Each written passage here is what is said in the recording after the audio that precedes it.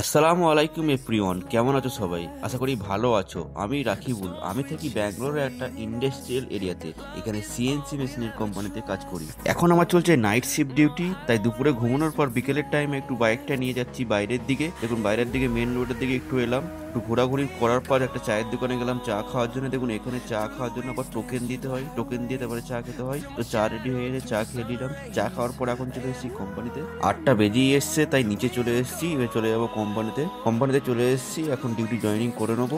দেখুন একটা মেশিনে সেটিং করার ছিল, আগের একটা পার্ট যেটা কমপ্লিট হয়েছে, সেটা কমপ্লিট করার পর একটা নতুন পার্ট সেটিং করে নিলাম। কমপ্লিট পিসগুলোকে আমি একটু কোয়ালিটি চেক করছি যাতে কোনো ড্যামেজ কিছু না থাকে। এগুলো চেক করার পর তারপরে আবার কোম্পানিকে ডিসপ্যাচ করা হয়।